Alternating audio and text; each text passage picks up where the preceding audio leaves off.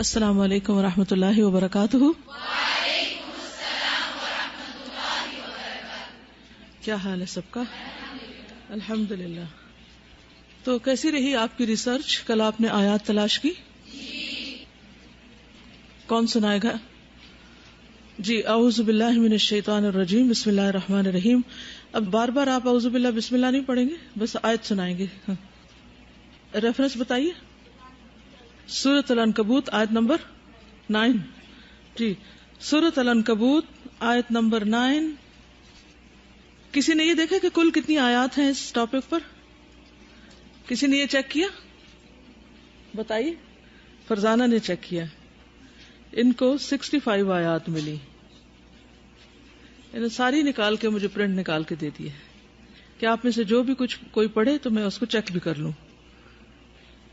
سورۃ العنکبوت آیت 9 بالکل یہاں موجود ہے، اس کا نمبر 38 ہے سیکوینس میں۔ والذین آمنوا وعملوا الصالحات لندخلنہم فی الصالحین۔ ترجمہ تو معلوم ہے نا آپ کو، وہ لوگ جو ایمان لائے اور جنہوں نے نیک کام کیے، ہم ضرور ان کو صالحین میں داخل کر لیں گے۔ معلوم ہے یہ صالحین کون ہیں؟ آپ نے اہدنا الصراط المستقیم کی تفسیر میں ایک آیت پڑھی ہوگی۔ کون ہوتے ہیں؟ صراط الذین انعمت علیہم من النبیین والصدیقین والشہداء والصالحین۔ ٹھیک ہے، تو ہم نبی تو نہیں، صدیق بھی معلوم ہے یا نہیں، شہید بھی کوئی قسمت سے ہوتا ہے، تو ایک کیٹیگری رہ جاتی ہے جس میں صالحین کی، کہ جس میں زیادہ تر لوگ داخل ہو سکتے ہیں، لیکن اس کے لیے شرط کیا ہے؟ وہ کیا کریں؟ ایمان لا کر عمل صالح کریں۔ جی، آپ بتائیے، یہاں سے تیسری رو میں وائٹ سکارف میں جنہوں نے پینسل اٹھائی ہوئی ہے ان کے ساتھ جو بیٹھی ہیں، آپ نے کون سی آیت ڈھونڈی؟ کام تو سب کے لیے تھا، صرف چند لوگوں کے لیے تو نہیں تھا جو ہاتھ کھڑا کرتے رہتے ہیں ہر وقت۔ بتائیے کون سی آیت ڈھونڈی آپ نے قرآن مجید میں؟ اور اگر نہیں ڈھونڈی تو کیا وجہ تھی؟ وہ بھی جاننا چاہتی ہوں۔ شابش، سچ سچ وجہ بتا دیجیے۔ کیا میری بات سمجھ نہیں آئی تھی تو میں اپنی اصلاح کر لیتی ہوں کہ بات صحیح طرح سمجھایا کروں، اور اگر کوئی اور وجہ تھی تو وجہ بتا دیجیے، میں آپ کی مدد کروں گی تاکہ آئندہ آپ اس مشکل میں نہ پڑیں۔ اچھا، یہ کہتے ہیں ڈھونڈی تھی لیکن آیت کا نہیں پتا، تو ایسا ہے کہ آپ کسی کی مدد لے لیں آئندہ، ٹھیک ہے؟ یعنی ہر مسئلے کا دنیا میں اللہ نے حل رکھا ہے، تو کبھی بھی اپنے آپ کو کام نہ کرنے کی ایکسکیوز دے کر اپنے آپ کو مطمئن نہ کریں۔ اگر جیسے میں خود غلطی کرتی ہوں نا، یا کوئی کام نہیں کر پاتی، تو میں اپنے آپ سے یہ سوال کرتی ہوں، کیوں نہیں کیا؟ کیوں ہوا یہ؟ کیا وجہ تھی؟ ظاہری وجہ کیا تھی؟ وہ وجہ کون سی تھی جو مجھے سمجھ ہی نہیں آئی؟ ہو سکتا ہے میرا کوئی گناہ ہو کہ مجھے مزید نیکی کرنے کا موقع نہ ملا ہو، یا کون سی وجہ ہوگی کہ میں ایک نیکی کے موقع سے محروم رہ گئی، یا ایک فرض کی ادائیگی سے محروم رہ گئی، یا میں دوسروں کے مقابلے میں پیچھے رہ گئی۔ اب دیکھیں نا، اگر ساری کلاس نے کام کیا اور ایک شخص نے نہ کیا ہو تو پیچھے رہ گیا نا، کہ نہیں رہا نا، تو پیچھے نہیں رہنا چاہیے نا کسی کو بھی۔ چلیے آپ بتائیے، جی جنہوں نے ہاتھ کھڑا کیا ابھی، آپ وہاں سے کیوں پڑھ رہی ہیں؟ اچھا، آپ کا نہیں ہے قرآن مجید؟ ہاں، تو ابھی کیوں پکڑ رہی ہیں؟ اگر پکڑنا نہیں تھا تو پکڑ کیوں رہی ہیں؟ نہیں، میری بات کا جواب دیجیے، مجھے آیت سننے سے زیادہ دلچسپی نہیں۔ الحمدللہ میرے سامنے ساری آیات موجود ہیں۔ دیکھیے اس وقت آپ کیسٹ سے نہیں پڑھ رہے، مجھ سے پڑھ رہے ہیں، ٹھیک ہے؟ تو میں ایسے نہیں چھوڑوں گی، میں تو تربیت کروں گی، ٹھیک ہے نا؟ تو ایسا کیوں کیا آپ نے؟ جی، میرا سوال یہ ہے کہ آپ کو اپنا قرآن مجید کدھر ہے؟ بیگ میں ہے تو کیا ہوا؟ ہاں کوئی بات نہیں۔ ہاں ایسا ہے کہ نہ پکڑنا ہو تو آپ کپڑا یا گلوز یا کسی بھی چیز سے پکڑ لیں، لیکن چیز اپنی اچھی ہوتی ہے، اپنی اچھی ہوتی ہے نا؟ کیوں اچھی ہوتی ہے اپنی؟ کم از کم کتاب اپنی اچھی ہوتی ہے، ٹھیک ہے؟ آئندہ انشاءاللہ، اسی لیے بس یہی مقصد تھا اور کچھ نہیں، تاکہ اگر آپ کے ذہن میں کوئی کنفیوژن ہے کہ پکڑنا نہیں چاہیے یا پکڑ نہیں سکتے تو وہ دور ہو جائے، تاکہ وہ رکاوٹ ختم ہو جائے جس کی وجہ سے آپ ایک خیر سے محروم رہیں. مانگے کی چیز کسی کی ہوتی ہے. اب سنائیے آیت. گڈ. والذین آمنوا وعملوا الصالحات لنکفرن عنہم سیئاتہم ولنجزینہم احسن الذی کانوا یعملون. ٹھیک ہے. یہ جنہوں نے ہاتھ نہیں کھڑا کیا آپ کے ساتھ ان سے پوچھیں. اب وہ نہ کھڑا کر دیں جنہوں نے کچھ کام نہیں کیا تاکہ ان سے. جی آپ کوئی آیت بتائیے. آیت بتائیے کون سی آیت ڈھونڈی آپ نے یا نہیں ڈھونڈی؟ ہے وجہ بتا دیجیے. ڈھونڈی تھی ملی نہیں. 65 آیات میں سے ایک بھی نہیں ملی. کیسے ڈھونڈی تھی؟ چلے یہ بتائیے. کوئی بتائے گا انہوں نے کیسے ڈھونڈا تھا؟ ہاں آپ نے کیسے ڈھونڈا تھا؟ ہاں قرآن کے انڈیکس سے ڈھونڈا تھا. اور کسی نے اس کے علاوہ کوئی طریقہ؟ جی آپ نے کیسے ڈھونڈا تھا؟ شاباش، ویری گڈ. یہ ہے اصل طریقہ ڈھونڈنے کا. اور اس سے اتنے فائدے ہوتے ہیں کہ آپ جب اس میں سے آپ انگلی پھیر رہے ہوتے ہیں اور آیات تلاش کر رہے ہوتے ہیں تو کئی اور چیزیں آپ کو مل جاتی ہیں، کئی سوالوں کے جواب مل جاتے ہیں. اور اگر چند دفعہ آپ یہ عمل کریں گے تو آپ کو قرآن مجید میں سے کچھ بھی تلاش کرنا مشکل نہیں رہے گا. کسی اور نے کوئی اور طریقہ اختیار کیا؟ ہاں شاباش. میں نے دعا کی تھی کہ اللہ جو پیج کھولوں اس میں ہی نکل آئے. 2 آیات نکل آئی. Very good. آپ کی تو بڑی جلدی دعا قبول ہوئی. 7 استغفار بھی پڑھ لیتی. جی آپ نے کیا طریقہ کیا؟ کل جمعہ تھا اور سورت کہف پڑھ رہی تھی تو اس میں سے نکل آئی. ٹھیک ہے. آپ کو؟ Very good. انہوں نے کہا کہ جو قرآن مجید کا حصہ پڑھ لے تو پڑھ لے، جو نہیں پڑھا اس میں سے ڈھونڈتی ہوں تو ایک دفعہ اور اس پہ بھی نظر پھر جائے گی نا. ویسے تو وہ جلد میں بند ہی رہتا ہے، ہماری نظر بھی نہیں دیکھتی اس کو. زبان سے پڑھنا تو اور دور کی بات. جی جو پورشن یاد کیا ہوا تھا اس کے بارے میں چلتے پھرتے سوچ رہی تھی. Very good. یہ بھی بہت اچھا طریقہ ہے. یعنی انسان اپنے دل میں اپنی وہ دہرائی کرے اور پھر سوچے اور غور و فکر. یہ سارے غور و فکر کے طریقے بھی ہیں قرآن مجید میں. تو افلا یتدبرون القرآن. انہوں نے کہا جب آپ نے کہا تو قرآن مجید کھولا، سورۃ لقمان نکل آئی اور اس میں آیات موجود تھی. Good good. انہوں نے جس روٹین کے قرآن مجید میں جو پڑھتی ہیں اس کے علاوہ پڑھا تاکہ ایک نئی فریش فیلنگ آئے کہ جیسے پہلی دفعہ پڑھ رہے ہیں. یہ بھی ایک اچھا طریقہ ہے. آپ کو یہ عمل کیسے لگا، یعنی آیات ڈھونڈنے کا؟ کوئی اپنا تجربہ بتانا چاہے گا؟ کیا آپ نے اس کو بوجھ سمجھا یا انجوائے کیا؟ کیسے انجوائے کیا؟ کیا فائدہ ہوا آپ کو اس کا؟ جی آپ بتائیے. Very good. کہ پچھلی جو صورتیں پڑھی ہوئی تھی جب عقیدہ کے ذہن سے ان کو پڑھنا شروع کیا تو اور بھی بے شمار دلائل سامنے آئے ہوں گے. میں تو جس دن سے پڑھا رہی ہوں، میں جب قرآن کھولتی ہوں تو مجھے لگتا ہے یہ بھی دلیل ہو سکتی، یہ بھی ہو سکتی، یہ بھی ہو سکتی ہے، یہ اس چیز کی دلیل ہو سکتی ہے، اس چیز کی دلیل ہو سکتی ہے.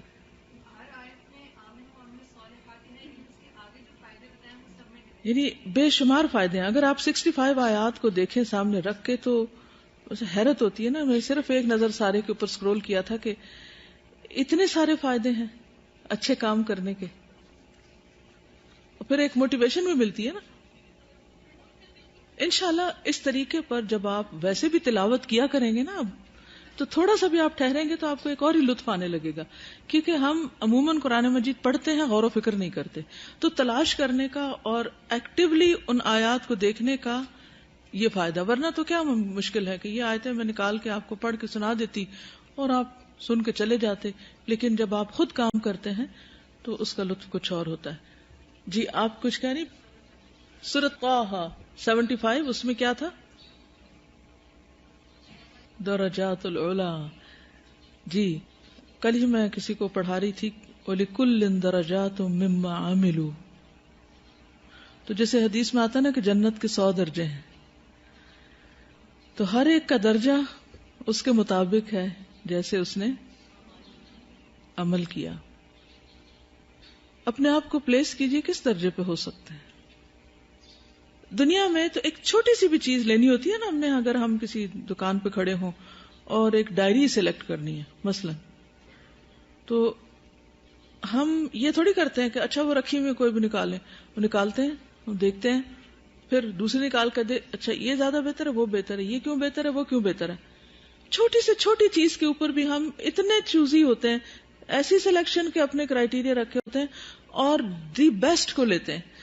لیکن جس جگہ ہمیں ہمیشہ رہنا ہے اس کے لیے کیا کر رہے ہیں؟ وہاں آ کر ہماری ساری چوائس ختم. آخر کس چیز نے ہماری عقل پہ پردہ ڈال رکھا ہے؟ کیوں ہم بھولے ہوئے؟ میں کل سے اس بات پہ غور کر رہی ہوں کہ جب اتنی یقینی بات ہے کہ ہم نے دنیا سے جانا ہے اور ہمارا گھر وہاں ہے اور رہنے کی جگہ وہ ہے، تو پھر کیوں چھوٹی چھوٹی چیزوں کے پیچھے مرتے ہیں اور روتے ہیں اور غم کھاتے ہیں اور پھر اپنے مقصد کو بھول جاتے ہیں اور اصل کو چھوڑ بیٹھتے ہیں صرف حقیر چیزوں کے پیچھے؟ کیوں؟ اللہ نے جب اس سے بڑی چیز ہمارے لیے رکھی تو کیوں نہ وہ عمل کریں کہ جس سے بلند درجات تک پہنچے. صرف جنت تک پہنچنا مقصود نہیں ہونا چاہیے، بلکہ جب بھی دعا مانگے اور تمنا رکھیں، وہ کس کی رکھیں؟ جنت الفردوس کی. چلیے، تو مجھے امید ہے کہ آپ اس طریقے پر قرآن مجید کی تلاوت بھی اور یعنی کہ اس کے دلائل ڈھونڈتے ہوئے مختلف چیزوں کو غور و فکر سے پڑھیں گے. الحمدللہ وہی بات تھی نا کل جو ہم کر رہے تھے، جب نیت ہو تو اللہ تعالیٰ کام بھی کرا دیتا ہے. سورۃ البقرہ کی آخری آیات کی فضیلت پر ایک پیپر بنا دیا ہے. اب یہ آپ کے سامنے ہے اور اس میں ساری احادیث بھی موجود ہیں.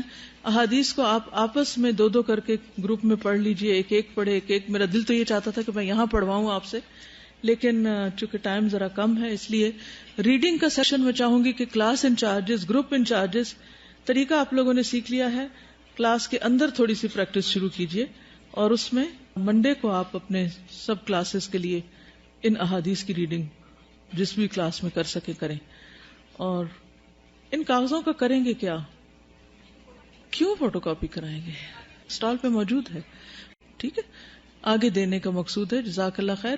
لیکن کچھ لوگوں نے تو پہلے ہی اس کے 2-3 فولڈ کر لیے ہیں. دیکھیے کہ جب ہم کسی کاغذ کو جو کہ ایک پوسٹر کی شکل میں ہو، اس کو جب ہم یوں کر دیتے ہیں تو اس کا کیا مطلب ہے؟ اگر یوں کرنے والا ہوتا نا تو آپ کو اس شکل میں نہ دیتے. ٹھیک ہے، یہ اس شکل میں کیوں چھاپا گیا ہے؟ یاد دہانی کے لیے سامنے رہے. کیا کریں گے آپ؟ آپ نے کیا سوچا جب آپ کو یہ کاغذ ملا کہ آپ کیا کریں گی؟ کوئی بتائے گا آپ نے کیا سوچا؟ امی کو بتاؤں گی اور گھر میں لگا دوں گی. کون سی جگہ لگانا زیادہ مناسب ہے؟ ہاں، بیڈ کے قریب، اور یعنی ایسی جگہ جہاں بیٹھ کے لوگ ضرور کچھ پڑھتے ہیں. آپ کو پتا ہے کہ کارن فلیکس کا جو ڈبہ ہوتا ہے اس کے اوپر جو کارٹون اور فضول چیزیں پڑی ہوتی ہیں وہ بچے ڈال کے اس کے بعد اس کو پڑھنے بیٹھ جاتے ہیں، کیونکہ اور ان کے پاس کرنے کو کچھ نہیں ہوتا. ماں باپ تو پاس نہیں ہوتے، وہ اسی کو بار بار پڑھ رہے ہوتے، وہ کارٹون دیکھ رہے ہوتے ہیں، جو بھی اس میں لغویات ہوتی ہیں وہ پڑھے جاتے ہیں.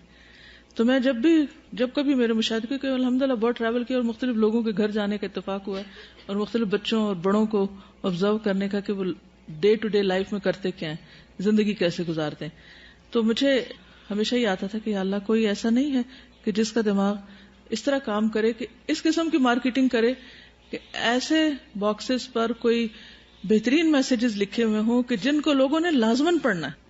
کیونکہ آپ ٹیبل پہ رکھا ہوا نا، اب وہ رکھا ہے آپ کے سامنے اور آپ کو کچھ کھانے میں ٹائم تو لگے گا 5-10 منٹ. اب آپ بور ہو رہے ہیں اور کیا کرنا ہے، آپ کو پڑھنا ہی پڑھنا ہے. تو ایسی کوئی جگہ سوچئے ہر ایک اپنے آس پاس کہ جہاں لوگوں نے کھڑے ہونا ہی ہونا ہے یا بیٹھنا ہی بیٹھنا ہے یا پڑھنا ہی پڑھنا ہے. تو کچھ عرصے کے لیے وہاں لگا کے پھر بے شک ہٹا دیجئے جب تک آپ کو عادت ہو جائے. جی بالکل، جو بھی امپورٹنٹ چیز ہوتی. چلیے، تو گھر میں کسی کے ساتھ کوئی گفتگو ہوئی؟ کیونکہ کل کے ہوم ورک میں یہ بھی تھا کہ کسی قریبی شخص سے کوئی بھی ایمان افروز یا ایسی کوئی گفتگو کرے. کسی سے ایمان ٹاک کرنے کا موقع ملا؟ کیونکہ صحابہ کرتے تھے نا، آؤ ایک لمحے کے لیے ایمان لائیں، تو اس کا نام رکھ لیں ایمان ٹاک. ٹھیک، تو آپ نے ایمان ٹاک کون سی کی؟ جی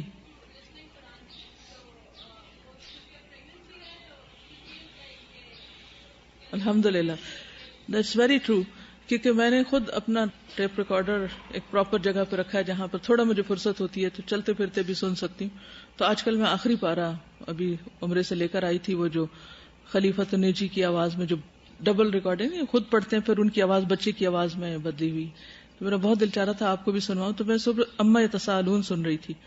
اس میں جب اس آیت پہ میں پہنچی، ناشتہ کرتے ہوئے سن رہی تھی کہ لابثین فیہا احقابا لا یذوقون فیہا بردا ولا شرابا.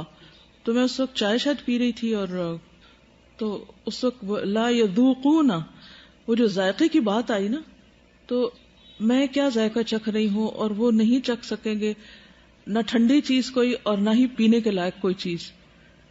تو ایک دم پورا وجود جو تھا وہ یعنی کہ جیسے سنسنی سی طاری ہو جاتی کہ یہ ہوگا کچھ لوگوں کے ساتھ. اور ابھی تو ہم سے گرمی برداشت نہیں ہوتی، تو ہم صدیوں ان کا حال یہی رہے گا. ابھی تو گرم موسم آتا ہے، پھر ٹھنڈا آ جاتا ہے، پھر دھوپ آتی ہے، چھاؤں آ جاتی، بارش آ جاتی، بادل آ جاتے ہیں، تو وہ ہمیشہ اس حال میں رہیں گے. یہ سچی بات ہے. تو پورا ایک وہ جو کیفیت تھی وہ تبدیل ہو گئی اندر کی، کیونکہ ہر وقت ہم قرآن مجید کھول کے پڑھ نہیں سکتے، لیکن لسننگ کے لیے بھی آپ کو پراپر کوئی طریقہ سیٹ کرنا پڑے گا. ایسا نہیں ہوگا کہ وہ خود بخود ہو جائے گا. تو آپ کیا کریں، گھر میں کوئی نہ کوئی ٹیپ ریکارڈر، کوئی نہ کوئی سننے کی چیز، اب تو iPad, computer, C D, کسی نہ کسی جگہ کوئی نہ کوئی. آپ اپنے لیے سوچئے کہ آپ کیسے سن سکتے ہیں، لکھیے. یا آئندہ کا ہوم ورک ہے، کیونکہ یہ ایک بہت بڑا ذریعہ ہے ایمان بڑھانے کا، قرآن مجید کی لسننگ. آپ لسننگ کیسے کریں گے، طریقے سوچئے. کب سنیں گے، کیا سنیں گے، کہاں سنیں گے، کیسے سنیں گے، اپنے لیے سوچئے. اور پھر اس کے جواب آگے اپنے آپ کو خود دیجئے کہ میں اس طرح سنوں گی، میرے پاس یہ ٹیپ ہے، یہ سی ڈی ہے، یہ ریکارڈڈ چیز موجود ہے، اور دن میں ایک دفعہ تو میں لازم سنوں گی.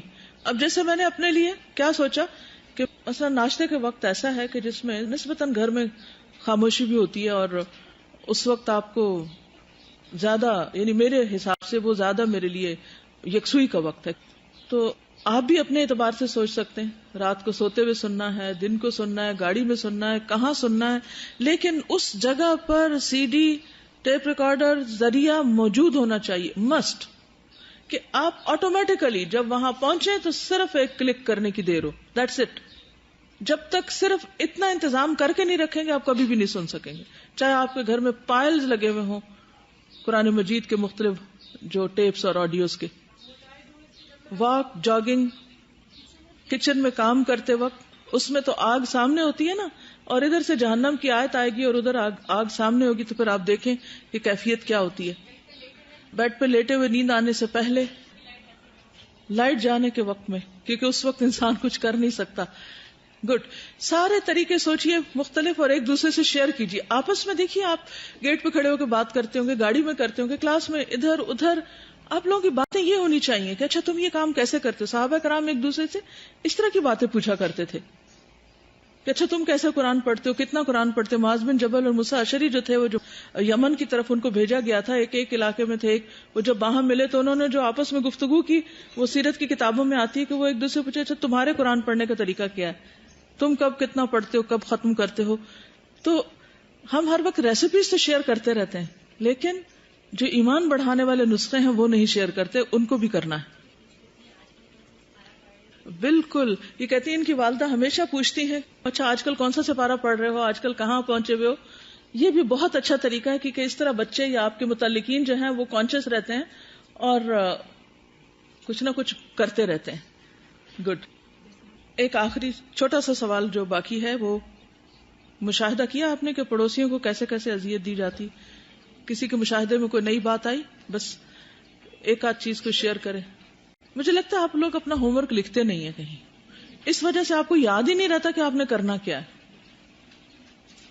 کہاں لکھتے ہیں آپ ہوم ورک؟ اس ڈائری میں جس میں 10 باتیں اور لکھی ہوئی اور وہ بیچ میں گڑبڑ ہو جاتا ہے، کوئی بات کہاں لکھی کوئی کہاں لکھی. اس کے لیے کوشش کریں کہ یا تو ایک الگ سے کارڈ، آپ کے گھر میں شادی کارڈ پڑے ہوئے ہیں ادھر ادھر سے بہت سارے فالتو، آپ ان کو کاٹ لیں، ان کو کاٹ کے چھوٹے چھوٹے کارڈ بنا لیں. ہر روز ایک کارڈ لے آیا کریں ساتھ، اس کے اوپر آج کا ہوم ورک، ضروری باتیں لکھ کے اس کو کہیں رکھ دیا کریں. پھر وہ جب ختم ہو جائے تو بے شک ایک ڈائری میں اپنے مسلسل نوٹس بناتے جائیں، لیکن ایک الگ سے اسٹیکی نوٹ یا کارڈ یا کوئی بھی چیز جس پر الگ لکھیں کہ آج میں نے یہ کرنا ہے، اور اپنے آپ کو چیک کر لیں اچھا میں نے کر لیا یا نہیں. صرف چند دن اگر آپ میرے ساتھ کچھ یہ کام کرتے رہیں گے تو آپ یقیناً اپنے اندر ایک نئی سوچ پائیں گے، کیونکہ یہ میرے اپنے پریکٹیکل آزمودہ نسخے ہیں کہ جن کے ذریعے مجھے تھوڑے وقت میں بھی بہت کچھ کرنے کا موقع مل گیا. کیونکہ بہت سے لوگ مینج کرنا نہیں جانتے کہ اتنے ڈفرینٹ ٹاسک کو مینج کس طرح کریں، کب کریں، کہاں کریں، اور زندگی ضائع کر بیٹھتے ہیں ہم. چلیے آگے چلتے ہیں.